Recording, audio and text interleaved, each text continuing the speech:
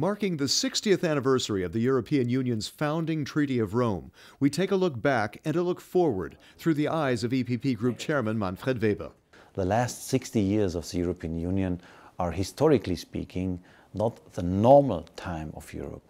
Peace was not the normal situation in the European Union. And that's why all those politicians who founded the European Union and all the citizens who invested in the idea of a common Europe, it was not only a political project, it was a project of citizens to found the European Union. They achieved a lot.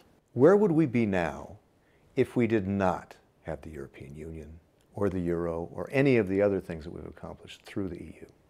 When we think about the question, what would be the situation without the Rome Treaty, without the European Union?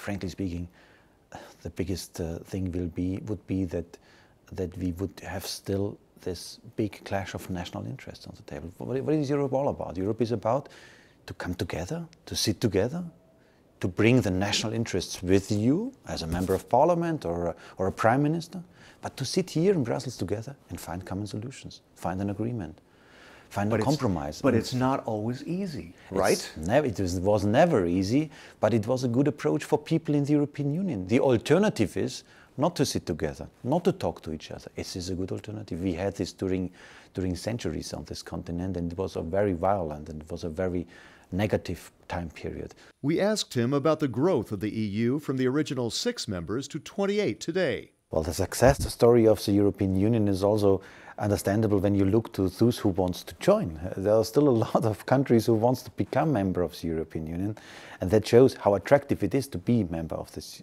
union. The launch of the single currency, the euro, in 1999 was another big achievement.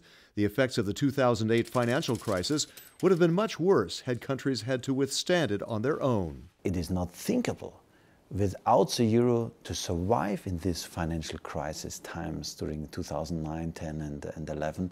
I think it was an anchor, it was a stability anchor for us to have our common currency. Today we are globally competitive with this currency. It makes us strong. Weber says the diversity of Europe makes it stronger, and the Erasmus education program cultivates that. Especially in the young generation, that is positive, and from my point of view, we have to do more in this. And that Erasmus Plus expanded it beyond the universities and academia to many other kinds of people. Exactly. Europe is not about a kind of an elite. Europe is about everybody. Everybody is benefiting from Europe today. From the EPP group, there is the idea on the table to do an interrail project, to give every 18 years old young people in the European Union the opportunity to have a free interrail, to have a chance to experience the beauty of Europe. The single biggest threat facing the EU right now is the powerful cocktail of nationalists, populists, and xenophobes spreading hate across the bloc. There are a lot of forces, sometimes strong forces, who play the old melody of nationalism again. The voters in Europe has to decide whether they want to go back, whether they want to have the old national approach to be proud of a nation and so on. And I am fed up with Brussels. That is what some politicians tell people. Or whether they understand that there's a need to work together in a globalized world. There are plenty of major challenges ahead, of course, including the migration crisis and terrorism. Another very important achievement is for sure that we created security in the European Union. For example, today we have a Schengen information system. So European-wide, the policemen on the street have the same database, who is critical, who is a criminal, whom we are looking for. So we have an exchange of data, and that is creating security. When we talk about the future of the structure of the European Union, there are elements, for example, on strengthening our currency, strengthening the economic dimension, which was a success story in the past. The next field where we need more and a stronger Europe is the external dimension, is the external power of this European Union. You have a foreign minister of Europe who is defending the interests of Europe globally, and probably a common European army. The most important thing is to bring the political process on European level closer to people, because for a lot of people it's far away. Brussels is far away. So how do we do that?